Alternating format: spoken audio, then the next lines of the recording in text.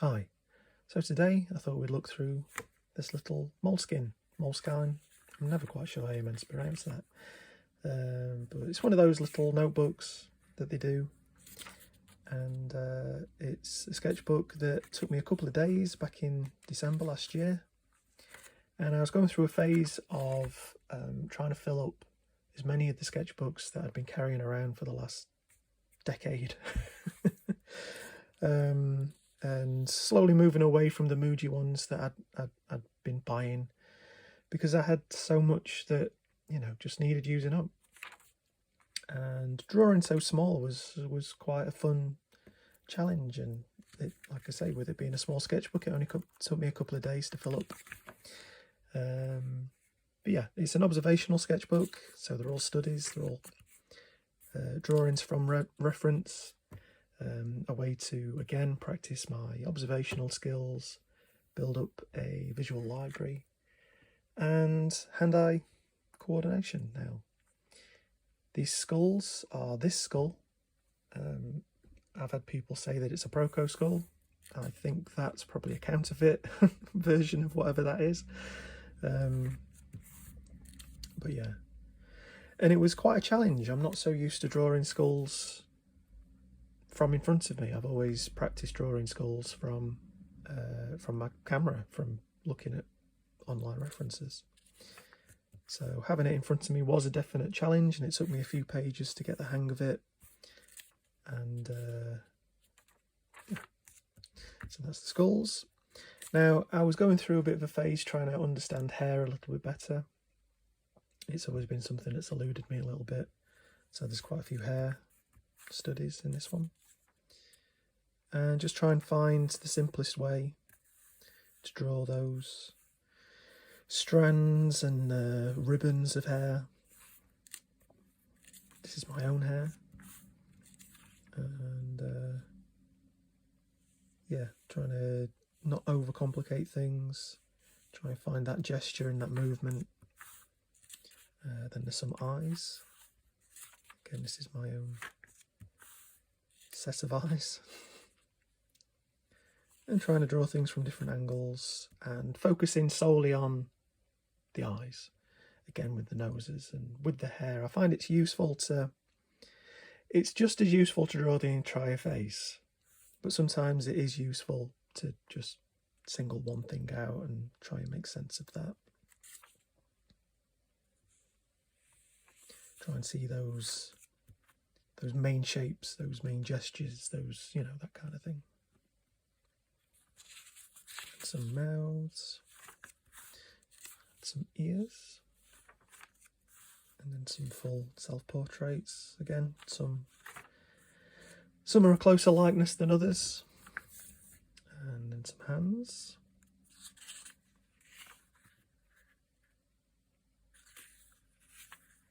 And then this is some hairdos of friends of mine from Instagram who volunteered some photos for me,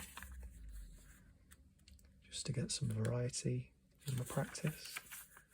And it's not so much that I'm against using online references. I just feel, I think I even said in the last video that I did, I just feel a stronger connection to these sketchbooks, to these studies, if I've either created the references myself or I've had some kind of interaction with someone, in order to get the references that I draw. But if it's easier for you to just use Pinterest or whatever, use that. It doesn't necessarily, it's a personal thing for me. And every now and again I will use things like Pinterest for things I can't source myself, but otherwise I'm relying on what I can find, what I can draw in front of me, what I can take a photo of, or asking for submissions or asking friends to send me some photos. And it just makes these sketchbooks more of a journal in that sense. So some more hands, some feet, and back to the skulls.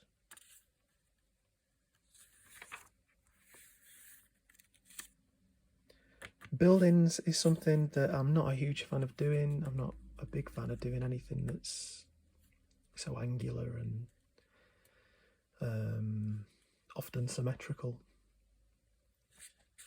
But I remember enjoying drawing these. It's something that I need to practice more and find what it is there is to love about drawing these things, because that's, you know, I used to hate drawing hands and I love drawing hands now. I used to hate drawing hair and now I like it because I understand it a bit more. And it's almost like a pride or an ego thing, you know. It's like, well, they're not very good, but once you find what it is that makes something tick or what you find interesting about it, drawing anything becomes a joy. You know, I love drawing hands now.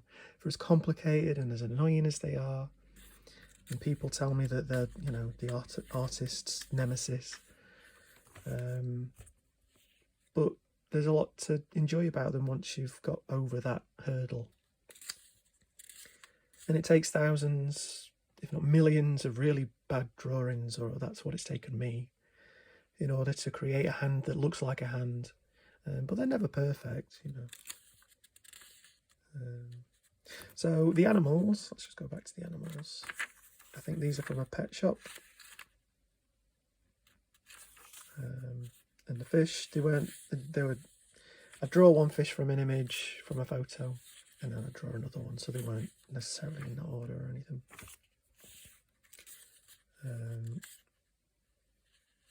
Some clothing and some flowers. Flowers is something I really love to draw and I don't do enough. It's the same with trees. I love drawing trees. They're so complicated and intricate. They can take quite a while, and sometimes I don't have the patience for that. And then some scissors. So yeah, it took me from the 2nd to the 5th to finish this little sketchbook, and I remember really enjoying it, and I feel like maybe it's something I'll do again. Get a couple of little sketchbooks. Yeah, it made me think in a different way. Some of these drawings, like with the observational stuff and with having to draw so small. But yeah, anyway, I'm waffling now. Thanks for watching, and there'll be another one next week. So toodaloo for now. Bye bye.